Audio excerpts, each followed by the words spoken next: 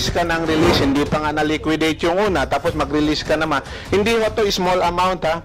Kasi mainit nga tayo doon kay Sara Duterte na 125, ito 6 billion to eh. Labis na ikinadismaya ng taong bayan matapos ang pagdinig ng Kongreso na kung saan sinabi ng COA or Commission on Audit na mayroon anyang 6 billion pesos na pondo na na-release para sa BARM or Bangsamoro Autonomous Region in Muslim Mindanao na hindi na anya kailangan ng liquidation na labis namang ikinagulat ni Congressman Mujib Hataman ng Lone District ng Basilan.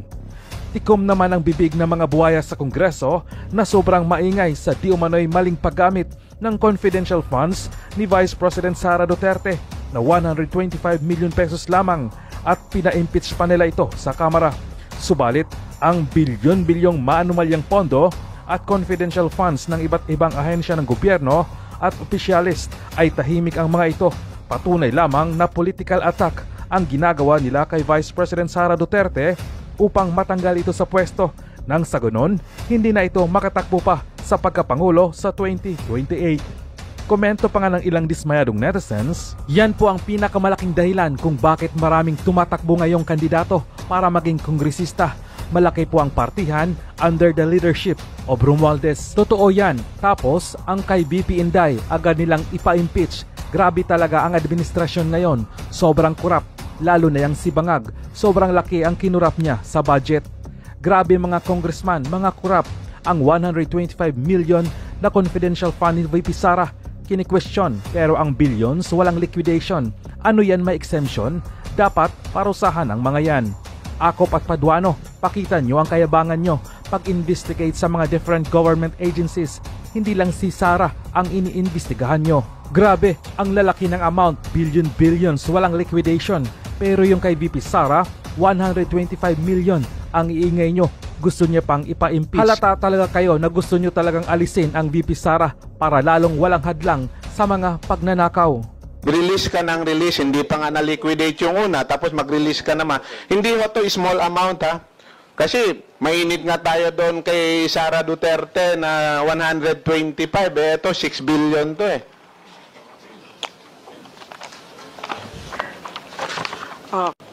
Mr. Chair, following the guideline issued by the Minister of Finance, Budget and Management, the fund releases are not subject to liquidations.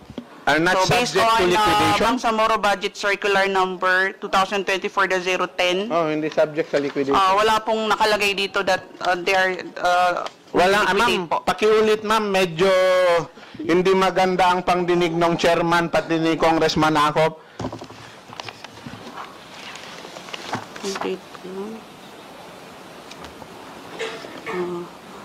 The first release for Basilan was on August 15.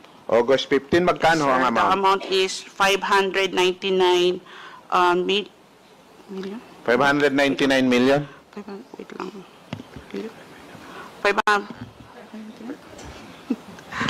599,270,415. Tapos ang second ho, anong month?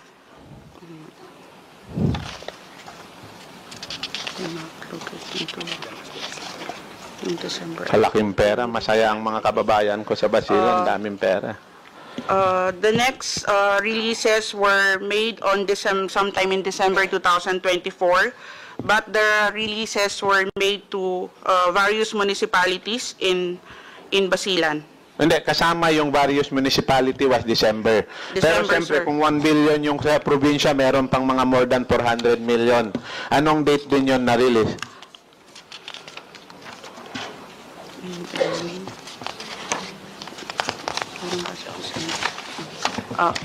Let me answer, sir. Yung sa province of Basilan po, dalawang two trans ang dyan, releases dyan.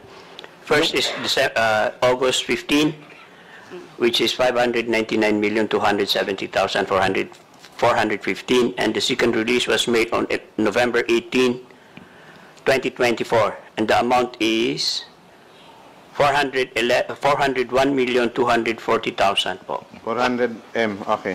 Yung sa Lanao, sa Maguindanao del Norte, doon muna ako sa probinsya, yung 1 billion, ano yung first release nila? Pero sir, halimbawa, kayo sa ay hindi, sige lang. Maguindanao del Norte, magkano? Dalawang tranches. Okay. Yung first tranche, oh. First is on October 30, 2024. October 30? Yes po. Magkano ho? 676 million.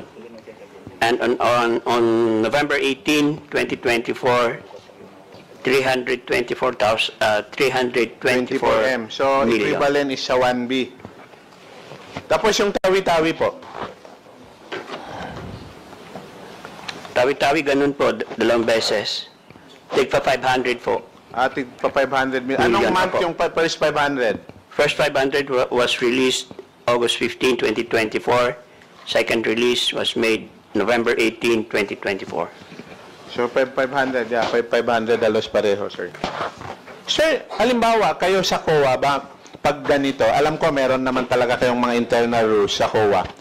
Ako, nung regional governor ako, naalala ko, eto, mga mayor na yan, eto, sila Gob Bombit, nakikipagmowa yan sa akin.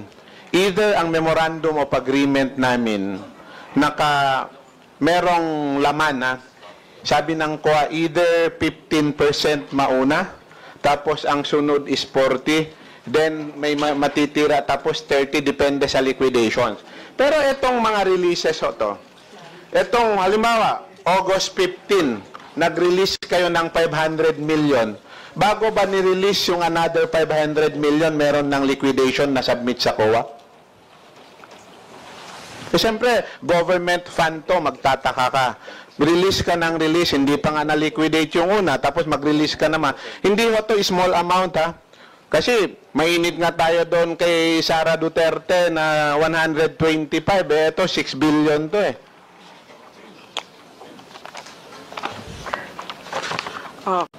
Mr. Chair, following the guideline issued by the Minister of Finance, Budget and Management, the fund releases are not subject to liquidations. Are not So based subject to on liquidation? Bangsamoro Budget Circular number 2024-010, Oh, hindi subject sa liquidation. wala pong nakalagay dito that they are Wala, liquidate ma'am, po. pakiulit ma'am, medyo hindi maganda ang pangdinig ng chairman pati ni Congressman Acop. Anong sinasabi ng circular at guidelines ng Ministry of Finance and Budget? Hindi subject for liquidation?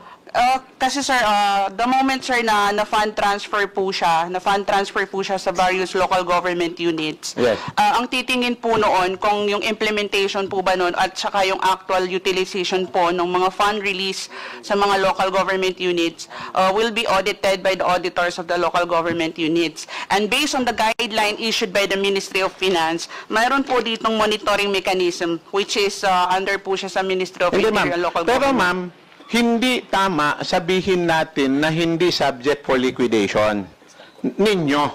Pero remember, the same pa rin, Commission on Audit yung na-assign doon. Kaya babalikan ko ma'am, yung tanong ko kanina, February 13 sumulat si Minister Pacasem. In fact, ang address niya sa COA, nagtataka nga ako bakit COA.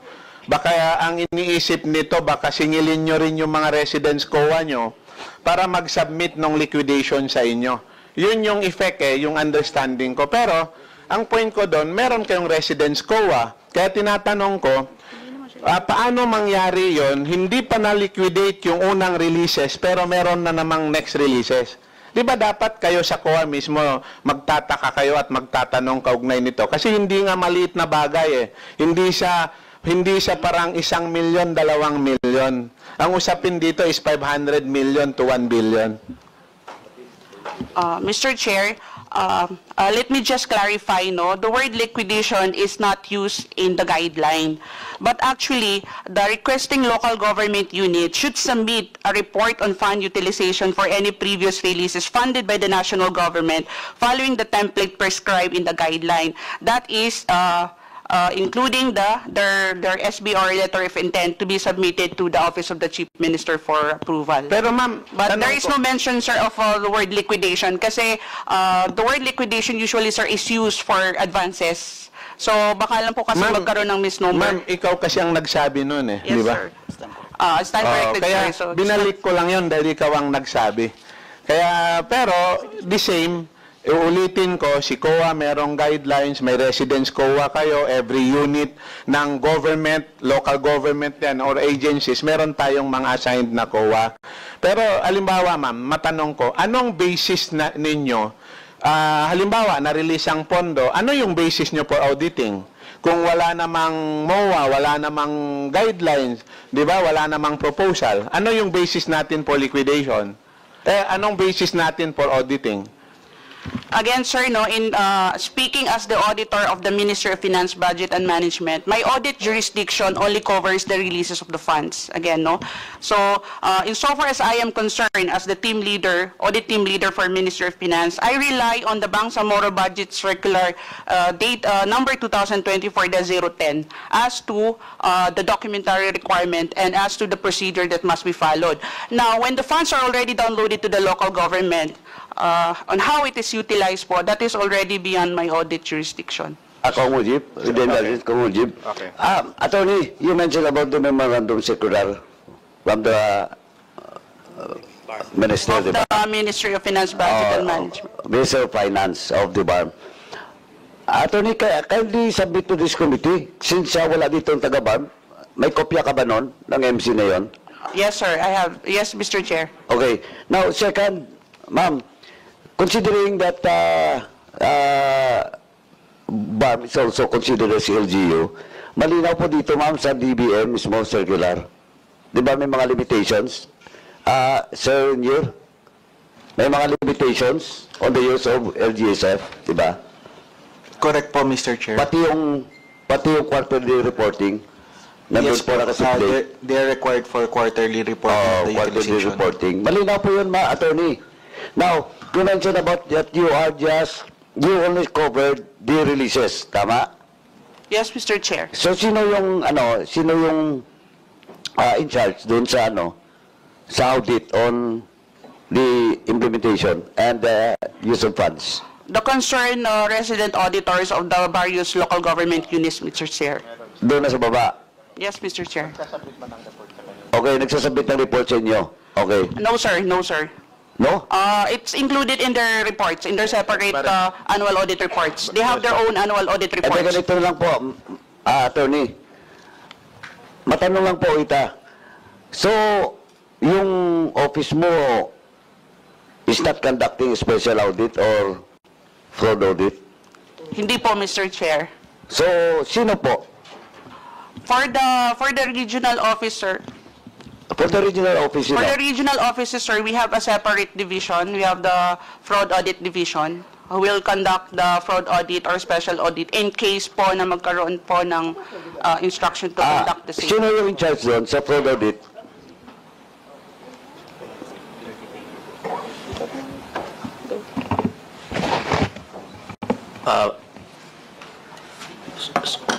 Sir, yung ang authority lang po ng fraud audit ng regional office is 50 million below. Tama. Opo. Alam ko po yun. Opo. Now, pero sino po ang in charge doon? Sinong in charge? Si Attorney Abdul Jalil Iskander po. Oh, Comsec, please invite the mentioned fraud audit team leader in the BARM para pong patawag natin next hearing. Now, Attorney, sir, matanong ko lang kayo, based now on, ito opinion na lang, whether you can give an opinion or not, based now on the report, in this initial investigation, does this warrant a special audit or a fraud audit?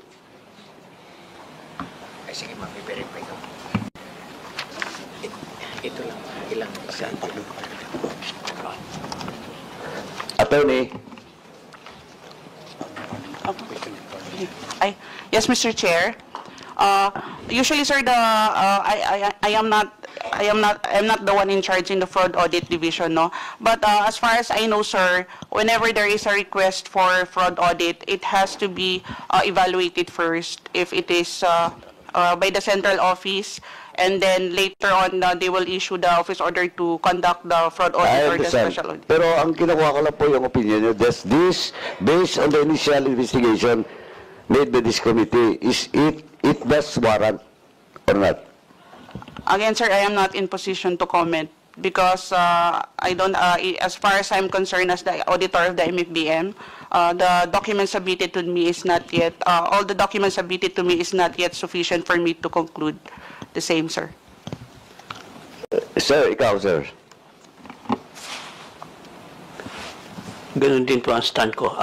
I'm not in a position to comment on whose audit jurisdiction has, considering the amount involved. Probably the honorable body can make an inquiry to the higher ups. For us, we cannot and we are not in authority to, or we are not competent to comment on that particular question po. Okay, thank you po. Anyway, Mr. Chairman Chair, Akop, please. clarification lang po. With the indulgence of the Honorable Mujib Hataman, who has the floor. May I? Please proceed po. Madam, did I hear you right?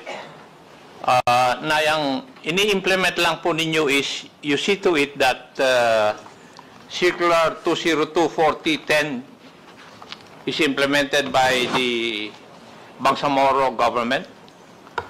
Yes, Mr. Chair, insofar as the releases is concerned No. of the LGSF, because the utilization of the LGSF by the concerned local government units is within the audit jurisdiction of the concerned auditors. Thank you. May I ask, if you have already verified whether the LGUs concerned complied with the posting requirements prescribed under Republic Act 9184 as embodied in the circular? Are you referring to the procurement law, sir? No, 9184 is the procurement law. But it is required by the circular that you mentioned, 202-4010, that there are supposed to be reports to be submitted by the LGUs concerned. Have you monitored this? Kasi ikaw nag-mention ng circular na ito eh. And I have a copy of that. Based on item number 410, sir, the monitoring of the implementation and utilization of the LGSF falls on the Ministry of Interior and Local Government, which is another ministry, and they have a separate resident auditors po. I thought you answered a while ago na kayo po ang tumitingin kung nakukomply itong circular na ito. As to the releases, Mr. Chair. I beg your pardon? As to the releases lang po, Mr. Chair. Sa releases. So, when the audit report is made, hindi po kayong gumagawa. Audit report for the Ministry of Finance, sir, ako po yung gagawa, sir. Oh, hindi dapat kasama ito sa report mo, di po ba? Whether they have complied with the requirements of 9184. Kasi embodied sa circular 2 eh. You have to see to it whether the provisions of the circular are followed by the Bangsamoro government. Kasi ikaw nagbabanggit lahat dito. Nakikinig lang Yes, po sir. ako kanina eh. Mr. Chair, although the circular was issued by the Ministry of Finance, but it covers other ministries within the BARM. So like for instance, sir, the audit of the implementation and utilization, covered po yan ng mga auditors ng local government units. Yun naman po sa monitoring kung na-implement ba or na-utilize ba siya in accordance with the guideline, it falls within the jurisdiction naman po kung sino po yung concerned auditor po namin sa Ministry of Interior and Local Government. So insofar as I am concerned po, releases of funds lang po yung aking audit jurisdiction. Insofar as the circular is concerned. So you do not monitor whether the provisions of the circular are followed by the local government unit. No, sir. The guideline is merely used as my basis in the audit of the releases, but I am not tasked to monitor all of the provisions of the circular are complied by the Ministry of Finance. Because again, sir, I would like to emphasize that the LGSF, for the releases and the utilization and implementation of the LGSF funds is multi-agencies po yan, no? Hindi lang po Ministry of Finance ang covered. Now, to whom does the local or do the local auditing teams report? Sa iyo. Yung local government yun. For example, yung municipal, Cotabato. Saan siya nagsasubmit ng report niya? Sa inyo? No, hindi po, sir. The report, the annual audit report of the various auditors of the local government units is addressed to the local chief executive po. Mr. Chair, siguro yung auditor na nag-o-audit talaga ang dapat imbitahin natin. Mr. Chair, Yes, Chairman ako. Yeah. on the point of Chairman Akop, po, Mr. Chair, I move that we invite the resident auditors of the different municipalities and provinces that have been downloaded with funds from the LGSF, Mr. Chair. I so move, Mr. Chair. There's a motion to invite all the residents, auditor of all the AGUs being downloaded by the LGSF fund coming from the bottom. Duly seconded. In objections, the chair is none. The motion is carried. COMSEC is directed to prepare an invitation for all those resident auditor. Thank you, Mr. Chair. May I ask? Please proceed, Chairman Akop. Madam Auditor, hindi naman kayo concerned siguro dito dahil sa mga sagot po ninyo. Pero may alam na po ba kayo na nag-submit ng AOM yung mga resident auditors ng mga LCEs? Mr. Chair, I cannot comment on that because I don't have personal knowledge as of now. Okay. Kasi naaawa ako dun sa mga sa mga local government units na tumanggap. Kung totoo yung sinasabi na ibinalik, kagaya ng sinabi ni Attorney Torrena kanina, na ibinalik yung ibang amount, ay kawawa sila. You know why? Kasi if you look at the circular na binabanggit po ninyo, Madam, kanina, under Section 8.0, yung responsibility and accountability. The responsibility and accountability in the implementation of programs and projects and proper utilization and disbursement of the LGSF shall rest upon the LCE. Kaya kawawa yung mga local chief executives na tumanggap nito at hindi nila maisagawa yung project mismo.